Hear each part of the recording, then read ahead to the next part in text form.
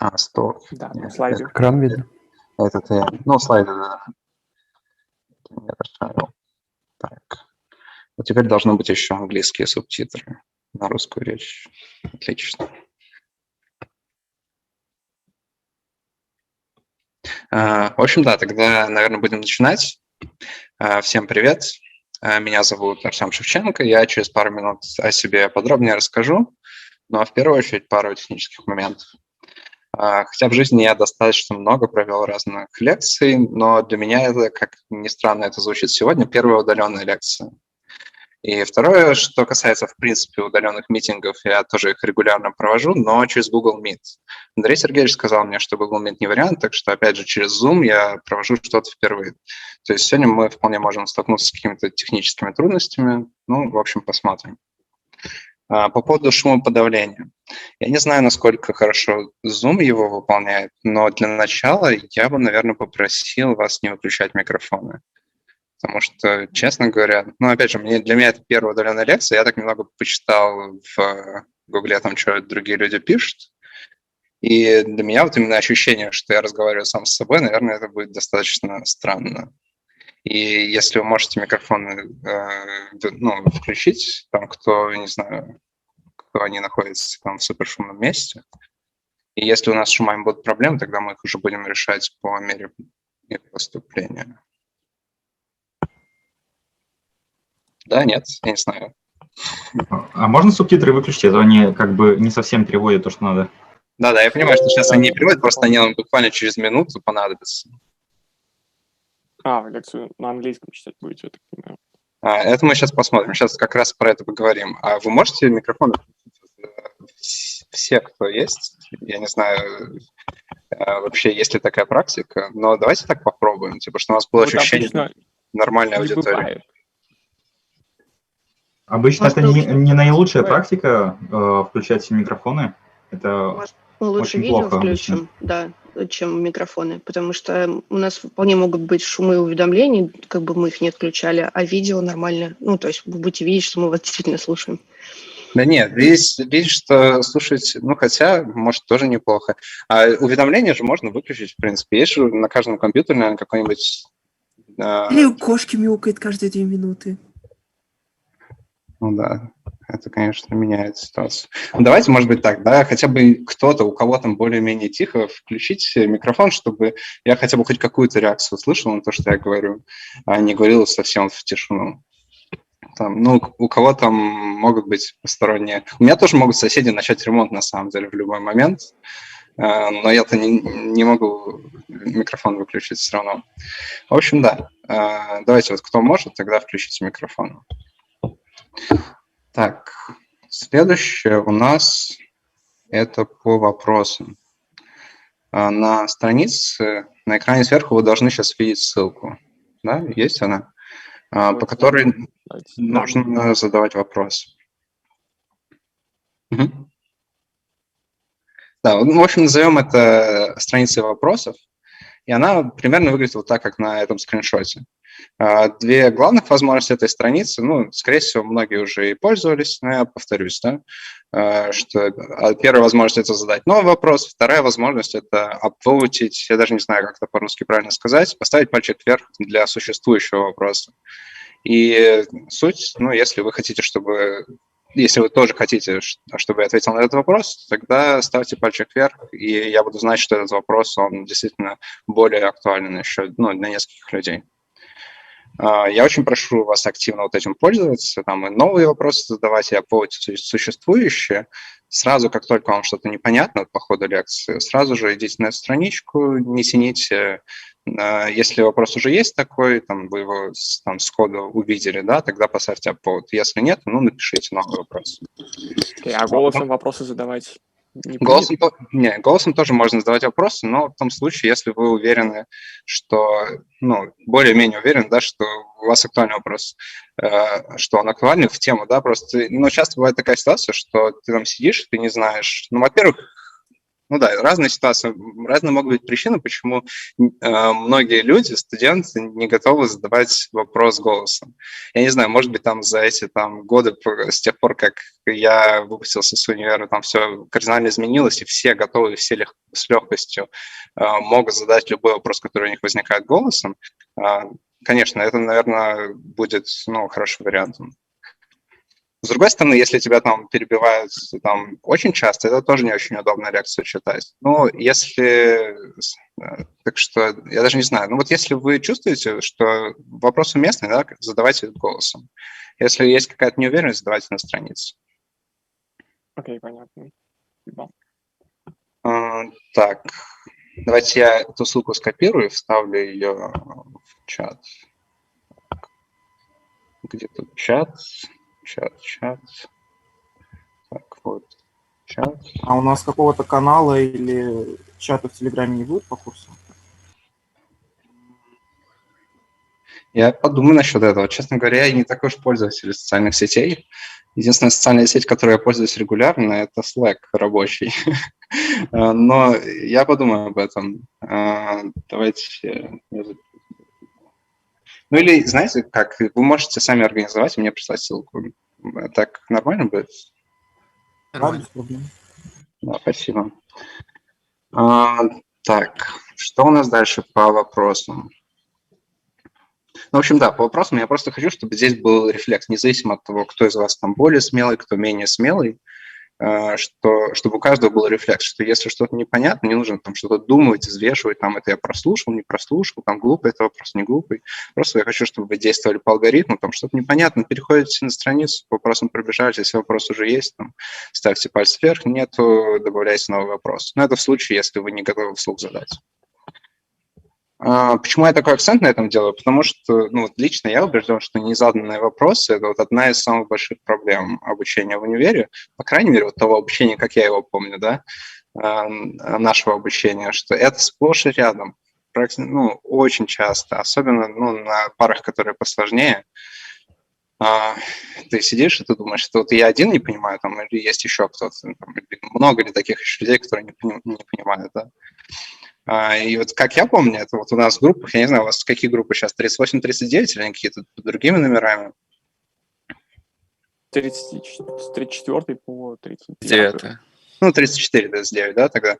У нас был один человек, который был особенно смелым, чтобы вслух задавать там все возникающие у него вопросы. Это был Вова Ульянцев, вы, наверное, его знаете. Который руководитель кафедры КТ сейчас. Да, который лаборатории. Лаборатория, да. Ну, были, конечно, еще несколько людей, которые там были вундеркиндами, которые тоже всегда задавали вопросы, когда они у них возникали, но там проблема была в том, что они же, такие супер умные, и у них вопросы возникали очень редко. А Вова Ульянцев, он был ближе к народу, к среднему уровню, он все равно выше среднего уровня был, но ближе к среднему уровню, да, и он задавал вопросы, и мы сидели, и столько людей были ему молча реально благодарны, что он задает эти вопросы, и думают, окей, хорошо, значит, не только мне этого непонятно, непонятно то, что только что сказали там. В общем, по поводу вопросов, создать атмосферу, в которой комфортно задать любой вопрос, хотя бы письменно, да, если у нас получится, это будет огромным достижением. У нас тут, я уже не помню, говорил или нет, что у нас тут не компиляторы будут, здесь нет ничего суперсложного, не должно быть ничего суперсложного. Так, по вопросам тогда более-менее все вроде как. Так, идем дальше. Угу. Вот. Первое решение, которое нам нужно будет принять, это на каком языке будут лекции. Для этого мы сейчас пару слайдов первых пройдем на английском. Это будут не слишком важные слайды, так что если вы там что-то не поймете, здесь абсолютно ничего страшного. Ну и вот здесь у нас какие проблемы вообще есть, в принципе, с восприятием устной речи, неважно, на английском она, не на английском, что первое, это если из звуков не получается распарсить слова, эту проблему мы постараемся решить субтитрами. Вот сейчас я почему английские субтитры здесь запустил. Вторая проблема, если вы не знаете определение слов. И вот это вот самая большая проблема, которую мы, наверное, быстро не решим. То есть Google там выпускал какие-то Google Bats, или как они там назывались, которые типа в реал-тайме должны были там переводить, но что-то я не слышал, чтобы они были очень популярными или очень успешными. Вот. И третья проблема – это вот если слова вы понимаете, а предложения не понимаете. Но в этом случае задавайте вопрос. Окей. Тогда сейчас мы попробуем вот пару неважных слайдов на английском с субтитрами, и после этого проголосуем за язык.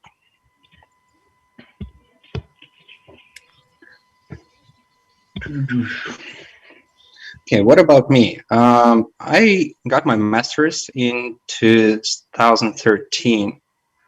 It was in ETMO, as you probably already know. So I was studying together with Vova Ryantsev, Anton Bannych, Lida Perovskaya, of those people whom you might know. I started working professionally as a software engineer in 2010. Then in 2014, I got an offer from Google. I joined Google in 2015 and left in 2019. At Google, I founded Good Code Reviewer classes. So that was a great teaching experience for me. I really love sharing knowledge, and that was a great opportunity. So more than 1,000 engineers went through those classes, and we got several teachers who taught those classes, and we got approximately 100 or 150 reviews, and those were very, very good. So that was my teaching experience. I mean, among the recent ones, and currently I work at a startup. I think this gives a pretty good overview of my background. But what's most important, I'm very interested in this topic, productive software engineering. And that's a great honor for me to be here today. I'm really super excited about giving these lectures to you. It definitely is going to be fun, but the final goal here is to help you with your careers and actually with your lives. So that was the first slide completely in English. Just in a minute, we're going to vote if you want to continue in English or if you want to switch to Russian. But first, let me give you some arguments why I think it would be better in English. So the first argument is that English is a better optimized language. If we talk about Tolstoy or Dostoevsky, language optimization is not the best criteria. But when we talk about tech or software engineering, how optimized is the language is pretty important. When I say optimized language, I mean like shorter sentences, more clearer meaning, especially in our domain. Then the second argument is that most of the relevant resources are in English anyway. So if we talk about documentation you're reading in the internet, or classes you're taking, or videos on YouTube, I don't know, like any recent books published, all of that is in English, at least originally. Third argument is very personal. So in the last 5 years, I've been in Russia for a year maybe, but it wasn't like a year in a row. It was more like a few months here, a few months there. So for me, thinking in English, especially about work, is very, very natural. And finally, I wouldn't be surprised if some of you end up working in international companies. So you would need to speak English with your colleagues, with your managers, with your clients. And if you have an opportunity to start practicing early, I think that's a good idea. If we talk about downsides, there is definitely one downside, which is if you do not understand what I'm saying.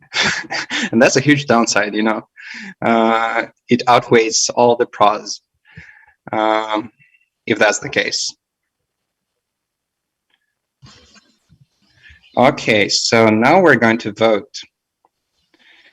Если вы не поняли вопроса, вам точно нужно голосовать за русский сейчас. А если серьезно, даже если вы поняли меньше 80% из того, что я сейчас говорил, то нужно голосовать за русский. И вот на все эти преимущества английского нам просто в этом случае нужно забить и провести на русском. Как мы будем голосовать? Вот я, честно говоря, думал, что мы сможем просто поднять руки, но когда я тестировал с женой вот это вот Zoom, точнее, не просто Zoom, а вот Zoom, который мне Андрей Сергеевич дал. У жены, присоединившись по ссылке, она не смогла поднять руку. Ну, не было этого просто в интерфейсе, мы не нашли. Я не знаю, вы видите? Вот, Да, мы видим. Извините, пожалуйста. У нас просто есть голосование уже. Да, и у нас есть чат уже в Телеграме. А, у вас есть чат в Телеграме? Да, в чате здесь уже есть ссылка, можете войти как раз сейчас. И у нас там уже голосование есть. Окей, дальше. By the way, the viewers who are watching this lecture right now are not the final students who will be taking this course. And that's why I think that the votes that we give right now are not that valid, because maybe the proportion will differ if we, like, if you give those students who will be taking this course. Yeah, sure. So what we can do is we can revote the next lecture, let's say the next lecture. So we can do the whole lecture in English. If we vote for English, then we can revote the next time. At least we're deciding a language for today. То есть, по крайней мере, мы на сегодня выбираем язык. Так, еще что мне нужно сделать? Перейти по этой ссылке? Так у меня браузер-то, я даже не помню ни пароль, ничего от Телеграма. Мне зайти вот сейчас по этой ссылке, это, наверное, целая Либо проблема. мы просто скажем результаты. Да, давайте так. У нас 62% проголосовали за английский, хотя, судя по всему, еще голосуют. Угу. Давайте 20% за русский, 15% тык. То есть без разницы. Типа без разницы? Ну, не знаю, что сказали насчет тыка. Я это считаю как без разницы. Воздержались. По людям там Да. 21/8 за английский. О, и, кстати, создайте чат. У нас нет истории, поэтому новые, кто вошли, не видит это. Ну да. Я уже обновил. Там теперь видно все. Так, ну давайте уже тогда будем считать, что результаты на текущий момент это окончательные результаты на сегодня. Что там вот сейчас? 22/9 по людям на английский. 22/9 это... 60/20, на 25%. А если посчитать, чтобы сумма была 100? Короче, больше половины у нас за английский. Ну, давайте больше половины, это не очень хорошее, ну, как, по крайней мере, 70% я хочу, чтобы было за английский, если мы хотим на английском читать, да, потому что, ну, потерять там почти половину людей в понимании, это не очень хорошая идея. 25% против. 18 тык. Может, мы сейчас сделаем на русском лекцию вводную, потому что она вводная, курс выбранный. А дальше уже те, кто останутся, они там проголосуют, и мы перед началом пары следующих посмотрим результаты и уже выберем язык. Потому что много из тех, кто проголосовал, уйдут. Так, ну, если взять 22,9 и взять, ну, типа, сколько процентов составляет? 25 против, 22, это нормально. Это 70. Это 70% получается. Это прямо вот чуть больше, да. Так, ну давайте чисто технически как мы подойдем, да, мы проигнорируем тех, кто сказал, что им все равно, хотя для меня все равно звучит, как они готовы на английском. Давайте их проигнорируем и посчитаем только тех, кто проголосовал за русский и за английский, да, и тех, кто совершенно понятно, да, за что они проголосовали. А те, которые сказали все равно, будем считать, что они на выборы не пришли, остались дома. Получается больше 70. Больше 70, окей. Тогда давайте на английском продолжим. И у меня будет 71%.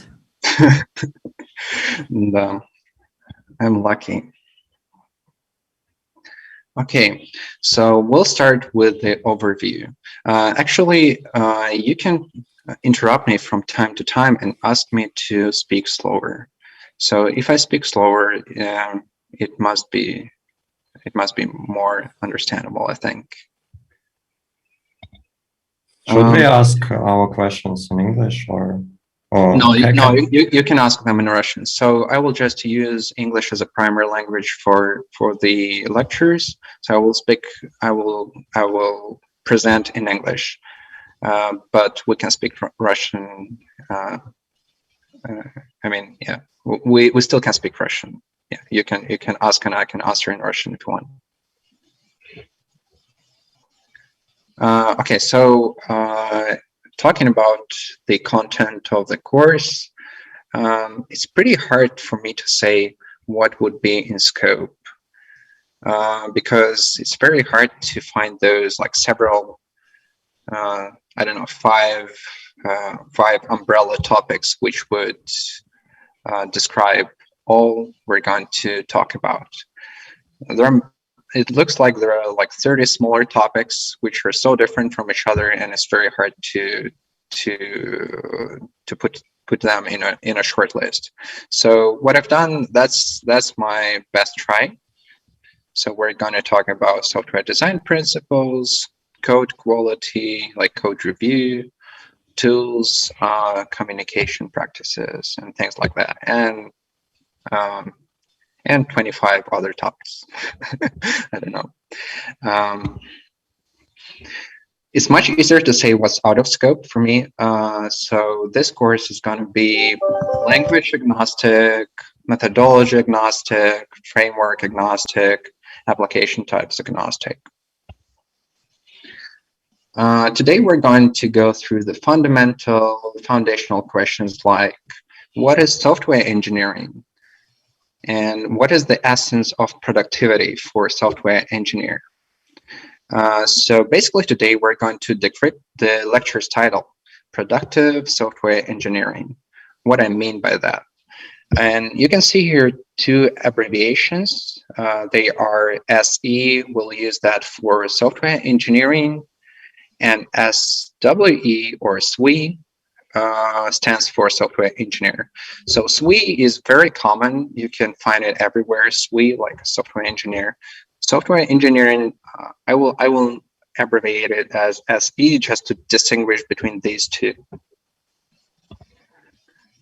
We'll start with decrypting software engineering phrase.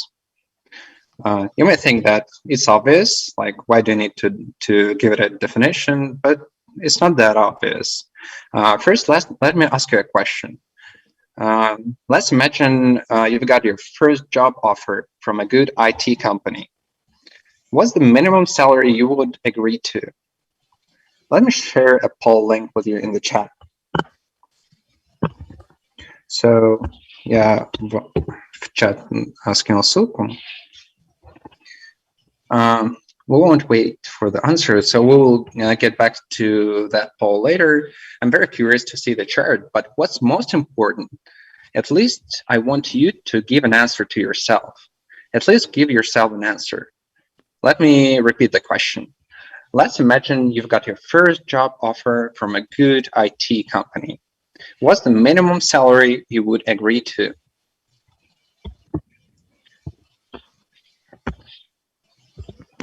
Okay, well, I suppose it depends on position.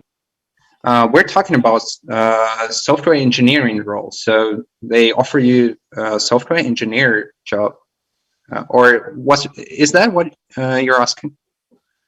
No, I'm asking about levels. For example, are you a staff software engineer or maybe just junior software engineer? And like, let's make this question agnostic of this. Like, hey, what about taxes? Because it's a different type of taxes. It's net or gross? Or...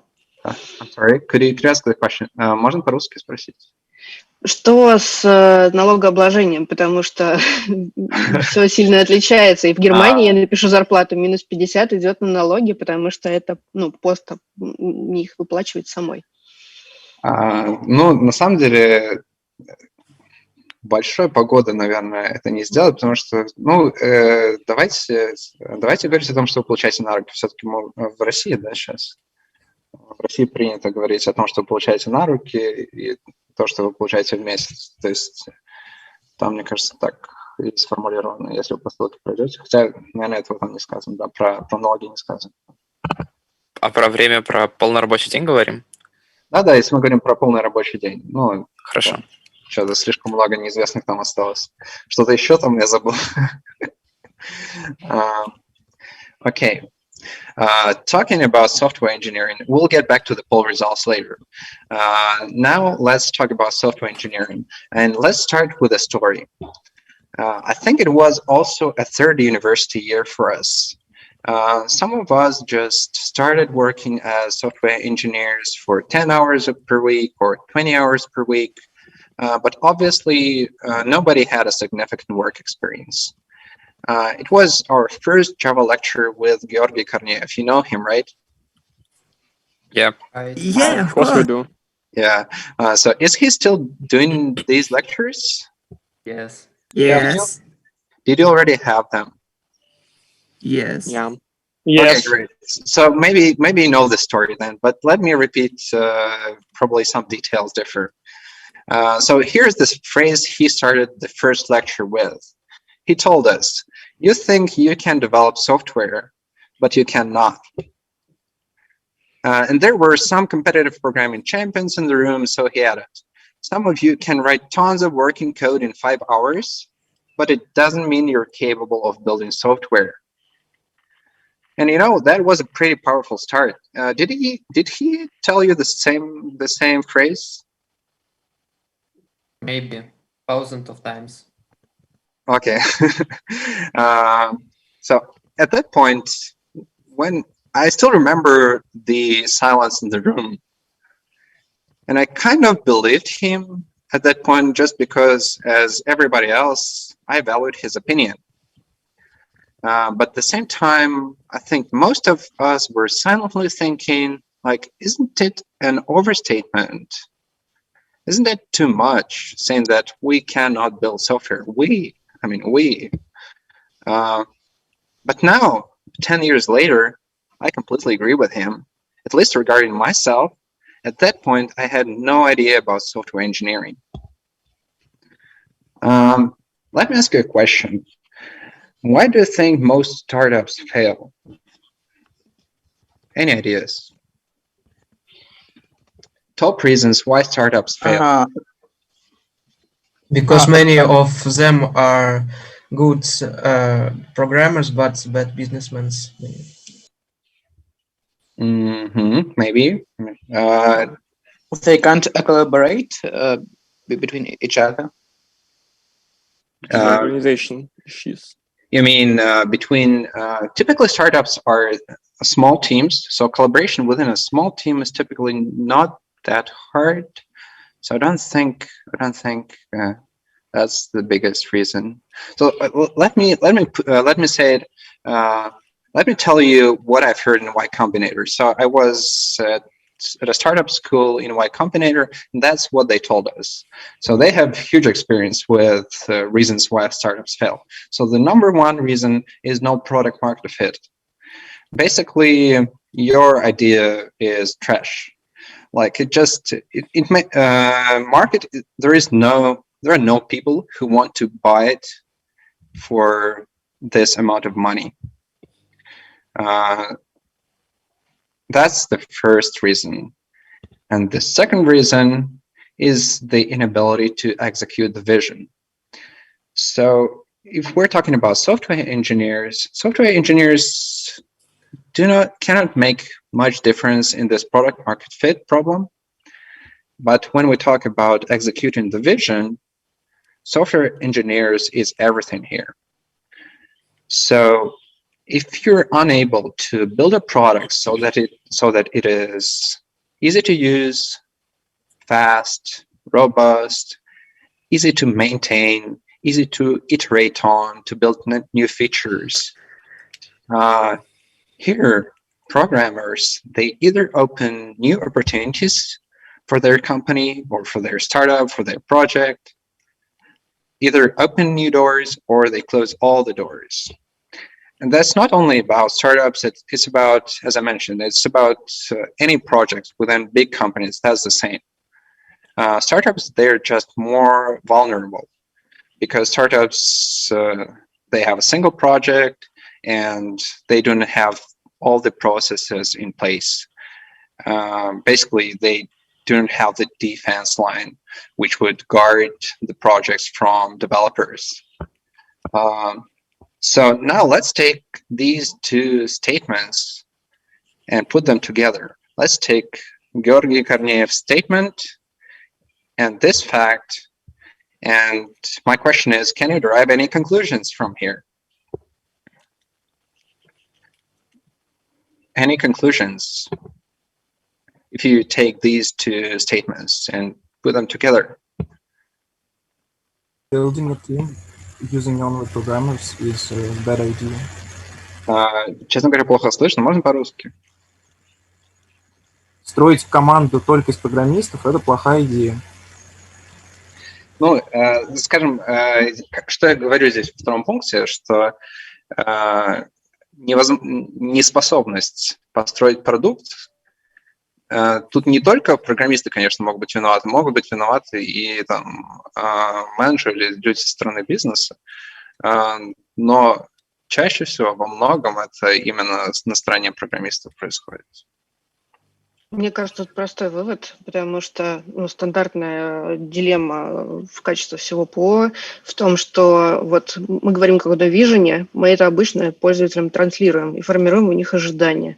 И в то же время этим прекрасным ожиданиям, которым мы пытаемся заполнить market fit, поднять очередной раунд и так далее, мы не соответствуем, потому что слишком сильно старались рассказать о прекрасном будущем и кораблях космических, которые будут бродить просторы Вселенной.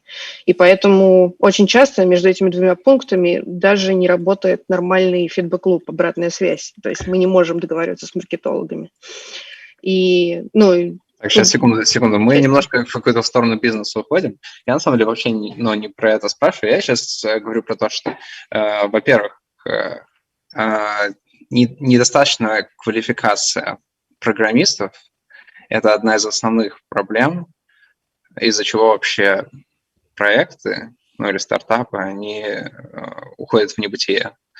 И первый стейтмент был в том, что, как говорит Георгий Корнеев, там студенты – это еще не программисты в полном смысле этого слова.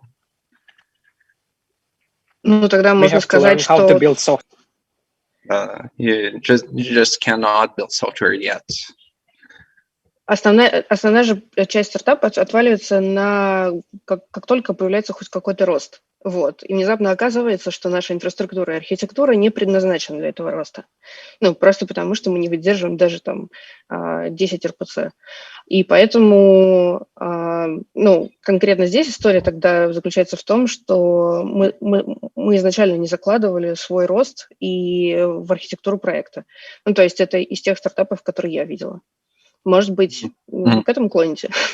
На самом деле, я верю в этом смысле Y Combinator, которые говорят, что думать про рост с самого начала – это достаточно странно, просто потому что у тебя первая причина, по которой ты не взлетишь, это именно отсутствие product market fit, а не то, что идея не масштабируется, что про масштабирование все-таки нужно думать чуть-чуть позже. Но это, 100%, да, это тоже имеет место быть. Просто это, наверное, не номер один причина. Ладно, давайте к следующему слайду. Уже что я имею в виду здесь, да? Комбинируя эти два утверждения вместе. Оно выглядит примерно вот так. Okay, now let's imagine a picture. Programmer from groups 34, 39, who got probably one of the best theoretical trainings in the world, and probably he is also ACM ICPC champion. He he comes to his first job feeling that he is a professional and ready to realize his full potential today or tomorrow. For me personally, that sounds like an existential threat for the company. If not for a company, but then for a project he's joining. So let me tell you, does it make sense? Probably not at this point. Let me continue. Let me tell you a story from my life. So that was one of my first interviews at tech companies. I was asked, I got a question. Do you want to learn something new in our company? To which I responded, I've already learned too much, something like that. Do you think they gave me an offer? No, of course. No, for sure. Yeah, looking at their faces, I realized that it was not the best answer. but I really felt like that way. It wasn't the best answer, and I never answered that way again. But at the same time, my question is, can you understand me at that point? What comes to your mind when you hear this question? At least for me, what came to my mind was like C, C#, Java, C, C++, all the syntax, assembler, different kinds of assemblers, Perl, algorithms, proofs of correctness, distributed computations, all of that stuff. And when you think about all of this theoretical study, you're really tired of all of that, and you're kind of, I've been learning all of these for years, and when I come to a company, do you expect me to learn more stuff? I'm just too tired at this point.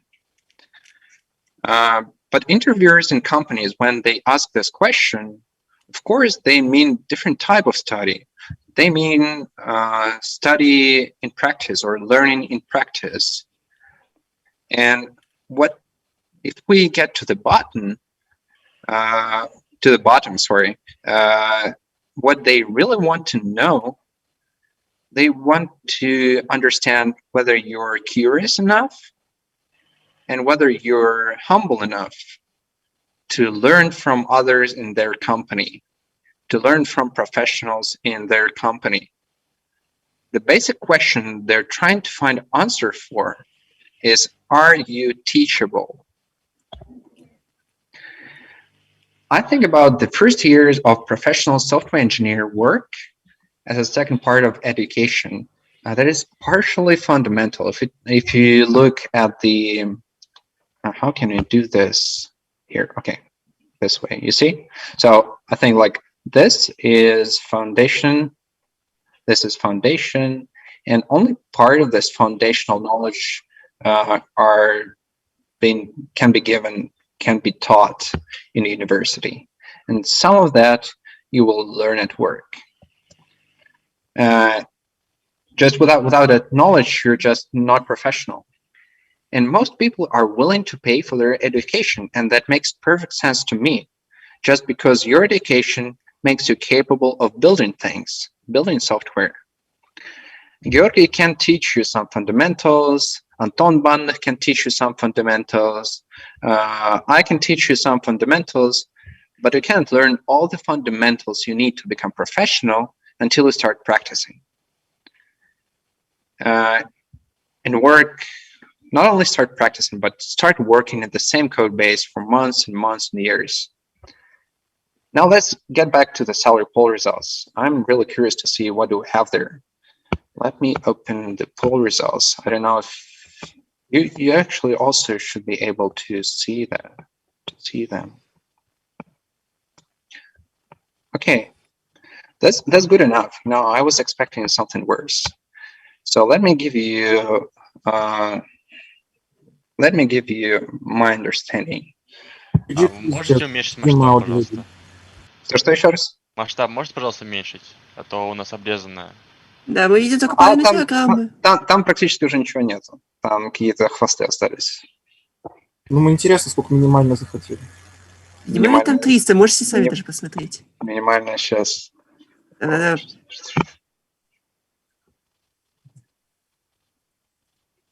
Там кто-то есть на 5000 минимум, не меньше. Okay, so my suggestion is if without any experience, you got an offer from a good ID company and they offer you free lunches and paying for your transportation expenses, I recommend agreeing to that. Because if you join a good company early in your career, it would be one of the best investments in your life, especially given that habits and practices you're going to learn early, they will be really hard to change later. You know, I play violin, and when teachers, when you're being taught to play violin, these first weeks or months, they're especially important because if you got your hands in a wrong position and your hands learn this position, then you can spend years trying to relearn, or how to say that, to fix the wrong position of your arms, but it wouldn't work. And very similar thing I believe happens in other professions. Probably it's not the same scale of the problem, but it's very similar thing. So in these early days or early months or even years, you're going to learn certain practices, you're going to get certain habits, which would be harder to change later on. So definitely, if you're choosing your first company, I would recommend optimizing for learning. So if you have several offers and like great company offers you smaller compensation, smaller salary, agree to that. Just go to the greater company and learn from them, because that's part of your foundational education. Even when talking about teams. So let's say you got to a good company, but then you realize you're not in the best team and you do not learn much there. Be proactive in this case. Try to find a way to join a better team. That's very easy, because you need to fill the gaps in your foundational education. You want to learn fundamental skills and you want to get fundamental knowledge, and you definitely want to fill those gaps with high quality stuff. So this stuff is high quality because you're in one of the best places in the world maybe to get university education, but you also want high quality here. Does it make sense? It does. Okay. Так, у меня вопрос тут про две аббревиатуры SI и SPI. Сейчас давайте я его покажу. Я вроде как сказал про это, но давайте еще раз повторю. Software Engineering, я сказал, что это будет первая аббревиатура, вот это Software Engineering. А SWE — это будет Software Engineer, то есть это как разработчик, это программист, а это дисциплина. В этом разница.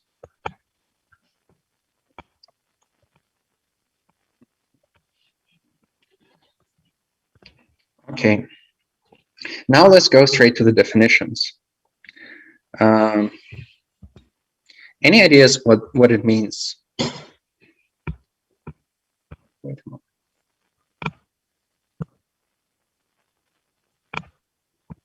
Oops. Time. Our delta time. And sorry?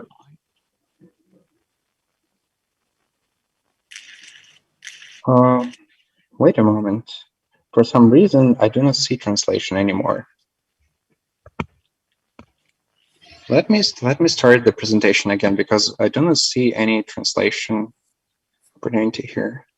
I mean subtitles. Субтитры куда-то исчезли. Давайте я перезапущу презентацию с этого момента. Так, что у нас это?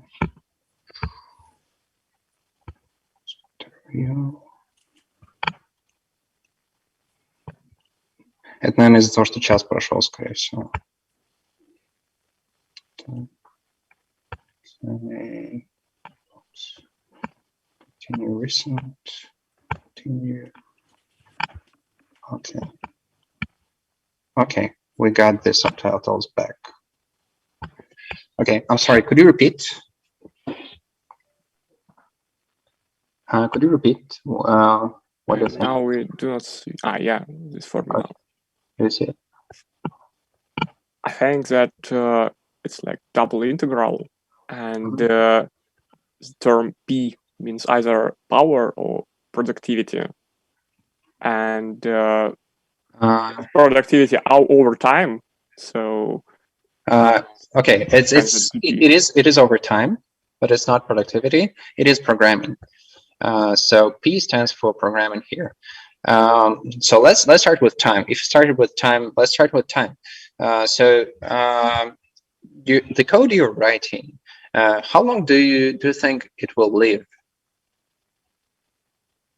Sorry, could you repeat the question again? How long do you think is the lifespan of your code?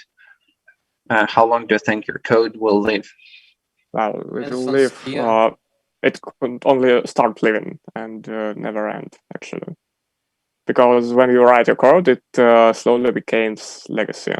For example, Windows NT uses code from like 80s, and it's well in place even now. That's because in some projects could fail or decay or be forgotten by other people, but that does not mean that your code is annihilated and just disappear. Actually, there's definitely some code which lives like several minutes. There are some scripts you would write and will just delete in 5 minutes. But in general, you're right that internal code lives for a long time. So the mean lifetime of a code is not small. That's definitely true. So the first new dimension we add to programming, and SE here stands for software engineering, right? So software engineering equals then integral P dt, so programming over time.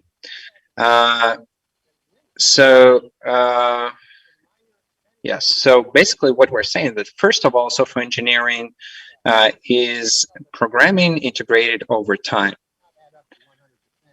When you add a new dimension, that's a very huge change, right?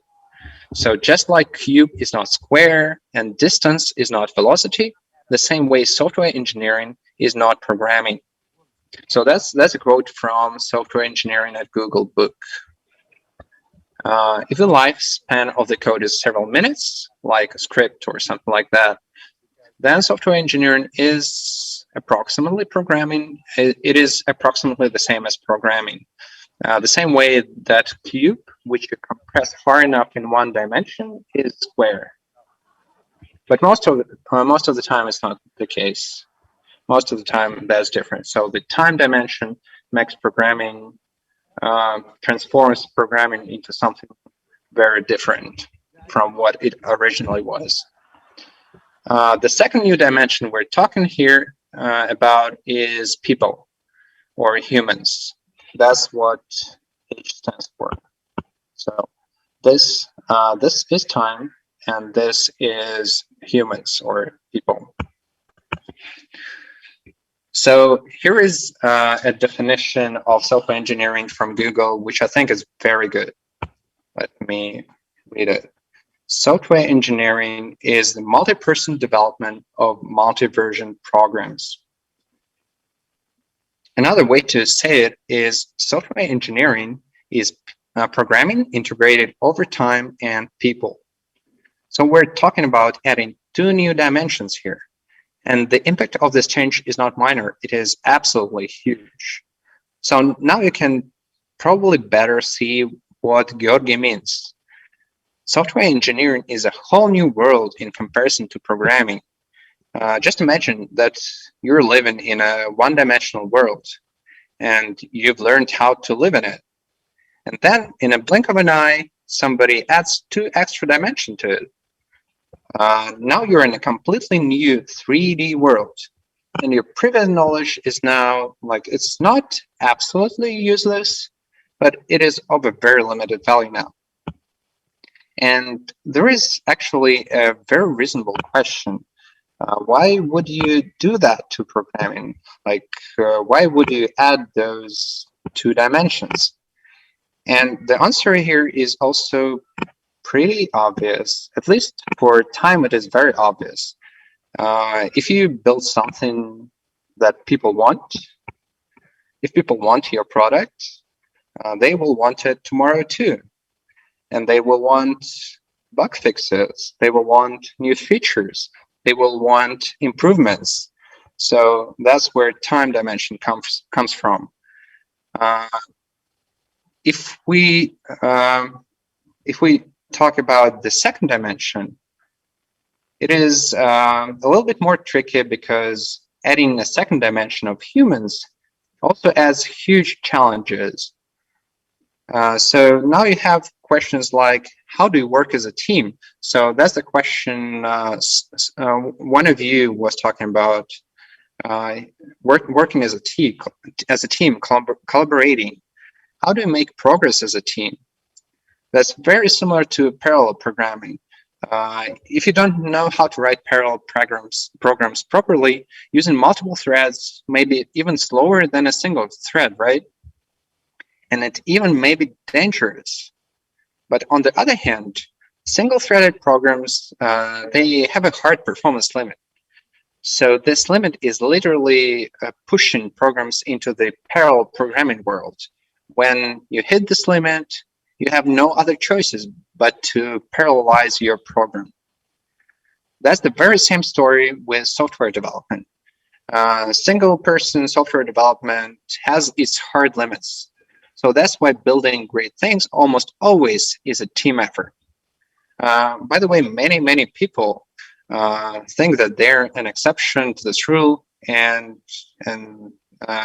yeah, that's typically when you think that you're an exception to the rule, which is true in 99% of cases, typically you're wrong. That's obvious, right? But for some reason, many of us would still think they're an exception. Okay, I hear something. They also hear it. Okay, also, if you have a team of developers who build something together with you, after some time, some developers will go, new developers will come. This happens, right? So that's where these 2 dimensions, these 2 new dimensions to programming are coming from. Okay, I think we have another question.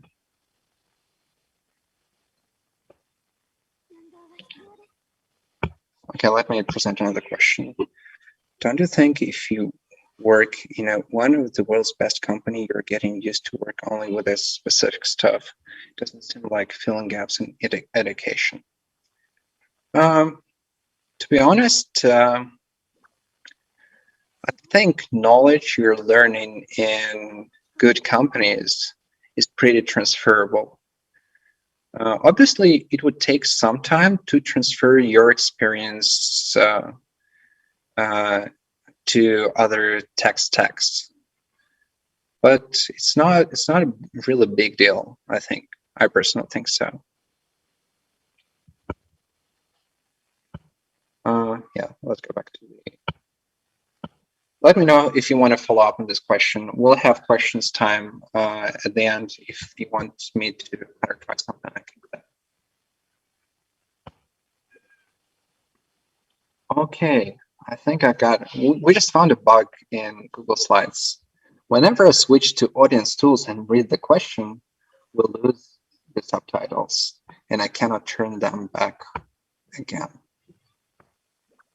Okay, that's sad, but we'll need to restart again. Okay, let's do that. How much time do we have? We have half an hour, right? Yes. Wait a moment, what I've done. I need to do something like this. Okay, now take this one. Sorry, is it possible to move the subtitles to the top of the page? Because yeah, I can do sometimes it's covered by Zoom interface. Yeah, let me do that. That's a good idea, I think. Thank you. I've heard this opportunity. Oh, I've seen this opportunity. I just didn't think it's worth it. Okay, now we have Q&A. Let's add Q&A here. Okay, now we're...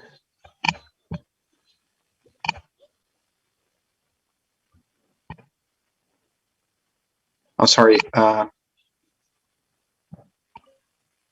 Is Yata Misaki also a student of these groups? Are you a student or? I think there's What is a that? nickname. That's not a real name. Yeah, but this person is one of us. Okay, but great. with another name. Yeah, probably not just a real name. I was thinking, is it so international these days? Okay. I have a question for you now. Let's talk a little bit about complexity. From mathematical perspective, do you think it's a big deal if we make P here a little bit more complicated, a little bit more tricky? Do you think it is a big deal if we add a little bit of complexity to P here? Yeah, because integrals, their nature allows them to transform ridiculously if we even slightly transform under the ground. Yeah. So with software, it's not exactly the same, but it is similar. So adding some extra complexity to the program adds an unproportional complexity to the whole software engineering process. So at Google, there is another popular definition of software engineering, which is pretty fun. Let me read it.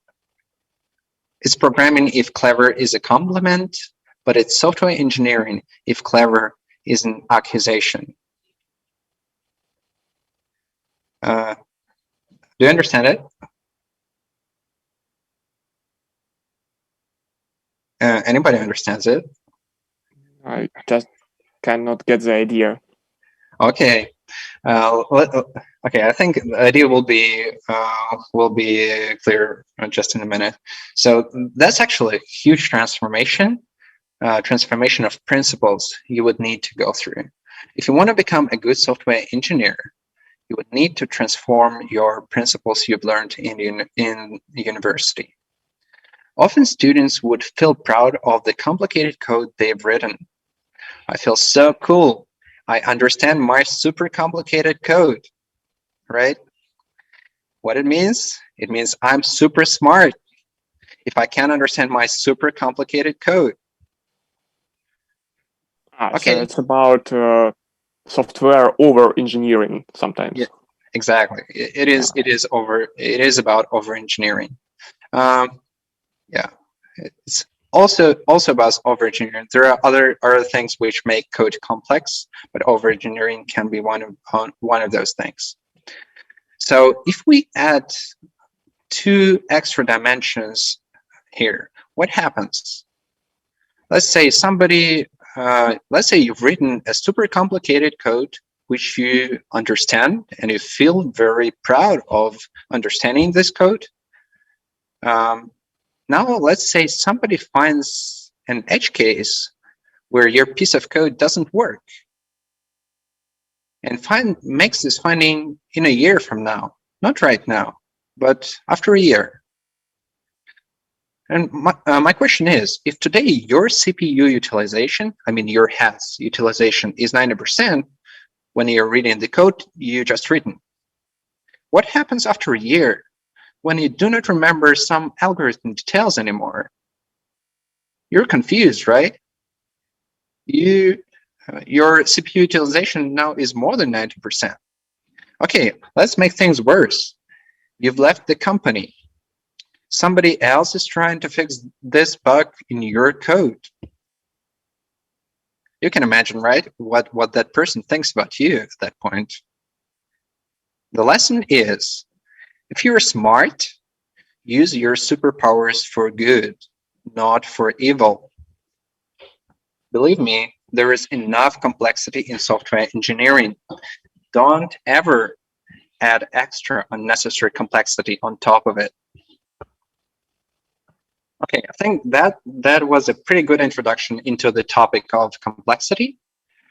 So we're going to talk about complexity quite a lot during the course, but for now, let's just repeat the fun definition of software engineering once again. It is programming if clever is a complement, but it is software engineering if clever is an accusation. You can't imagine how often people think of their clever code as an achievement. And after they grow with the years and years, they more and more they understand that clever is not an accomplishment. It is probably bad work. And one of the best feelings actually of experienced engineers is deleting code. If you can delete your code or some code, if you can delete code, that's awesome feeling. You understand? You don't need to support it anymore. It's so good. Okay, I made this mistake again. No, I didn't. I didn't show a question on the screen. Okay, never mind. Let's go to the next slide. Okay, we've finished with the first part, which is software engineering, and second part is actually it is smaller. It's much smaller, and it is more fun. Let's decrypt the productivity word.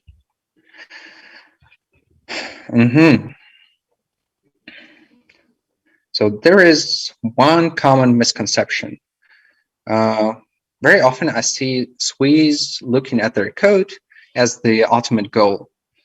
They love their code, they cherish it, they refactor their code, they optimize performance, they add author tags if they're Java developers. But the truth is that code by itself is not an ultimate goal. That becomes obvious if you think about DNA. DNA is basically code, and it is super important, but it is important because it powers the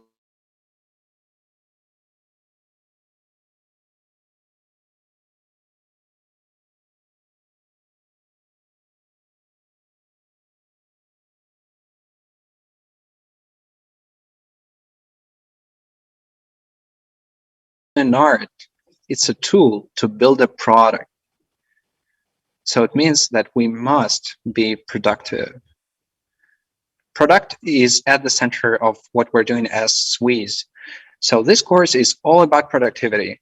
By the way, when I say productive software engineer, I don't mean productive like продуктивный по-русски. I mean product-oriented. I mean product-first software engineering approach.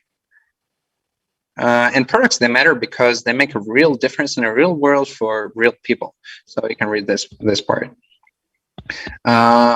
Let's take a look at this picture to make it crystal clear. Why would you personally write some code? Let's talk in terms of benefits. Okay, you've written some code. At this point, you might get some inner artist satisfaction. So red squares are going to be benefits. Then, if you're lucky, if you worked well enough, your good code transforms in a cool product, and you may get more of this inner artist satisfaction. And this is pretty much it. So if we do not think about useful product, that's it. But another way, another path here another benefits path here is thinking about useful product. Useful product is by definition is a product which satisfies users' needs. So if product satisfies user needs, what you get is impact. That's another benefit. But also, if users' needs are satisfied, then a user pays for the product. Or, I don't know, user can see ads. Some companies, that's curious, but some companies build business based on this model. They would show ads, and company gets revenue. and that transforms into a paycheck. And then that's another benefits. It impacts your lifestyle. Given some money, you can help others, I don't know, relatives, and it kind of gives you gives you kind of security, kind of financial security. So this diagram may not be complete, actually. So these red boxes may be different for different people. At this point, do you want to add something to this diagram?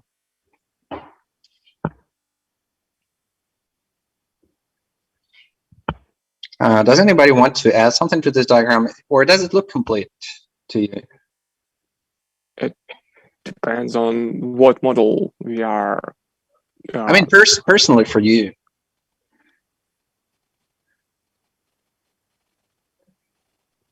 Well, personally, I would like to expand, for example, lifestyle to more exact points, because they are affecting my productivity and how I write code. Because, for example, when we were moved to the distant learning, it somehow affected both our satisfaction and lecture times and the productivity. Yeah, but at the same time, you're saying it is lifestyle. It is lifestyle, right? It is lifestyle, yeah, and what I mean is that we can add more arrows. So yeah, that's okay. We do not need to be very specific here.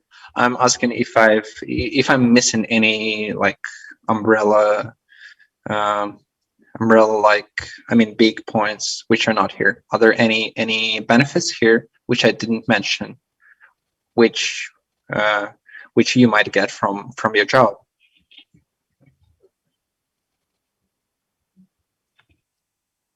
Maybe education. Yeah, maybe you education. learn Like something new. You get experience. Yeah, that's true. Education actually, it is probably here on the left, right? So you can get education even without useful product. Maybe that's a good point. Yeah. Okay, so if we ignore usefulness of a product, what is left? Let's see. So what is left? It is your actually when do you see this overlay, or you don't? Do you see? We do. You do? Like, that's so annoying. How can I get rid of it? Just do not move the mouse there. Okay, so if we get rid of the product, or of a useful product, then all the benefits we get is inner artist satisfaction and also educational education, as somebody mentioned right now. So the question is this enough for you? And that's a philosophical question, and in some cases the answer may be yes. So if you plan to get everything else from other sources, for example, it might be enough for you. So in this edge case, if you're an exception and you don't care about all these other benefits and you will not care about them in the future, then you may not care about the usefulness of the product. And these lectures are not necessarily for you. But if you want to get impact, lifestyle, financial security benefits from your work, then useful product is on a critical path for it. So you just cannot avoid it, and you must care. So the central question of this whole course is how to write code so that your code helps your company in building useful products, so that your code is not an obstacle, but it is a useful asset for your company. Okay, I think we're almost done for today. So before we go to the questions, there is one more thing. How many of you are already working? I mean, any estimates? You can see it in In Telegram chat, yeah, I know. No. В вопросе же был вопрос. Oh, that's right. I can find it there. That's a good point. So, okay, about half of you. Yeah, I think that should be enough. How many? Yeah, that should be enough. So, what we're going to do is we're going to have a rubric where you will share your productivity tips. So let's say you've learned something during the week, or this week, or previous week, it doesn't matter. Recently, you've learned something, and you believe that this will help you be more productive in the future. So just share it with us. So there will be a rubric where you will give a short presentation, like 1 to 5 minutes, just sharing something you've learned from your work. So the requirements are pretty simple. It's based on your real work experience, and it should be easy to understand. So it's real example, but most likely you would need to simplify it so that everybody can understand it like in 30 seconds. Let me copy a link, actually. Copy a link. I will copy a link to the chat. So if somebody can copy it to a Telegram chat also. So there you can register for the next lecture to present. Okay. Yeah, now we can go to questions. If there are any questions. There was a follow-up question, actually. Можем, наверное, уже переключиться на русский здесь. Чтобы, ну да. Есть такой вопрос, а что помимо лекций планируется? Ну, помимо лекций, имеется в виду из практических заданий параллельно? Ну, просто, да, что на курсе будет происходить? Ну, сначала я думал сделать какие-нибудь параллельные проекты, но когда Андрей Сергеевич сказал мне, что большинство из вас работает, мы подумали, что, наверное, будет логичнее просто не нагружать вас параллельно еще проектами, а вместо этого сделать как раз вот этот топик, где вы смогли бы рассказывать, что у вас на работе, какие-то хайлайты, да, с работы, что вы там выучили, что вы нового узнали. Так что, дополнительную нагрузку, как идея, в принципе, отпала. То есть, по итогам, естественно, будет там какой-то, не знаю, зачет, экзамен, что там будет. Это тоже я не в курсе. Вот, кстати, да. Тип зачет вроде, то есть как бы зачет с оценкой, как экзамен, по сути. А для такого курса что на нем может быть? Ой, у нас будет очень много, в смысле, тут очень много знаний. То есть, как бы, это знания не такие, тут не нужен супер какой-то запредельный IQ, чтобы врубаться в это все, да, но знаний здесь очень много. То есть вопросов можете не сомневаться, что будет достаточно. То есть мы условно какие-нибудь тесты будем делать? По формату, честно говоря, я не обсуждал еще формат с Андреем Сергеевичем, но да, я себе... я сейчас однозначно не отвечу, давайте я в следующий раз отвечу точнее на этот вопрос. А есть какие-то хайлайты именно лекций? Например, о чем будет 2-я, 3-я, 4-я? В принципе, если вы возьмете пару книжек, я, в принципе, их озвучивал в анонсе, если вы его видели, да? Одна из них The Pragmatic Programmer. Правда, у меня она в последнем издании, которое в прошлом году вышло, я не знаю, насколько... наверняка вы можете найти в последнем издании, да? То большую часть этой книги мы покроем. И большую часть книги, сейчас уже вспомнить, как она называется, но она тоже была, по-моему, Software Design Philosophy, по-моему, она называется. Большую часть той книги тоже. То есть, если говорить про контент, да, так вот в 2 словах очень сложно сказать. Я вначале, когда был слайд же посвященный тому, что у нас там будет в курсе, где он? слайд. InScope. Я здесь еще сказал, что это очень сложно каких-то в 2 словах, да, сказать, потому что такое ощущение, что здесь очень много маленьких тем, и объединить их в какие-то там 4 большие темы, там, сказать, что вот мы будем про эти 4 большие темы, это очень сложно. Здесь, вот в работе разработчика, чтобы быть продуктивным, здесь очень много вот этих более маленьких аспектов. И про каждый будем подробно говорить. Is there a link to the presentation or to the recording? I will send you a link. In Telegram? Could you repeat that? In Telegram? If you invite me to, if you can send me a link, let me copy a link to Telegram actually to my somewhere here. Is there a search over this chat? No. I think if you write your handle, your username, we can invite you to the Telegram chat. Okay, I don't know. I think can you send me? I do not use Telegram that often. Rarely. My father wants me to be in Telegram, so if you can just send something to my email, that would be the best. Okay. Okay, thank you. So,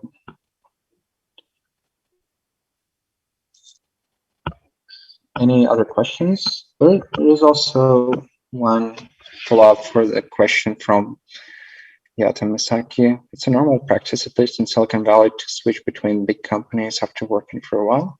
And this way you learn a lot of specific stuff in several companies.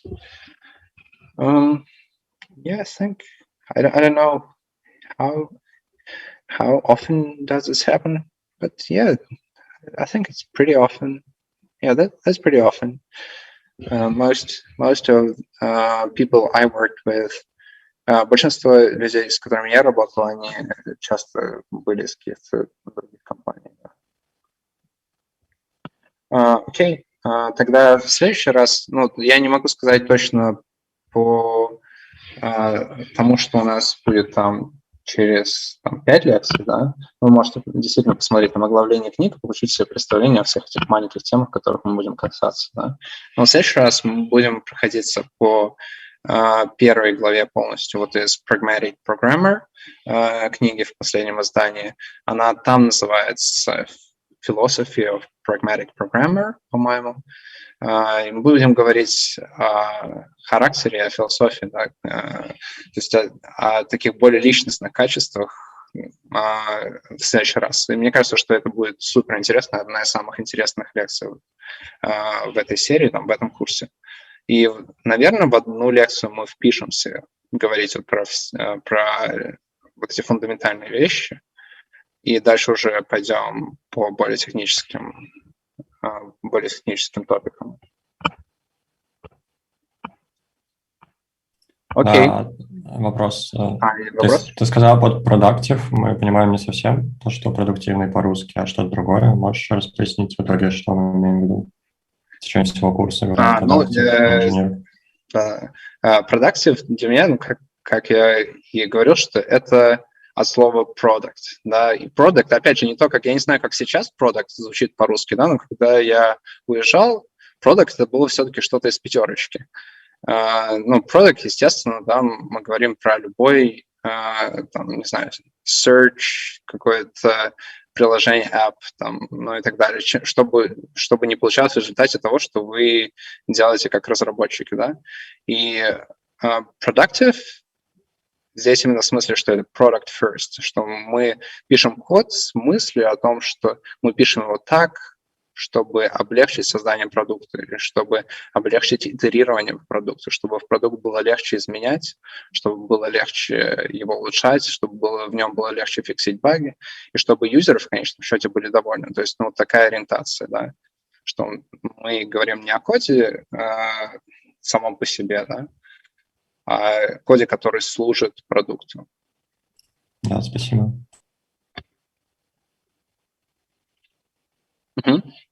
Окей, если на сегодня вопросы все, тогда мы заканчиваем, и тогда до встречи, увидимся в следующий раз. Thank you.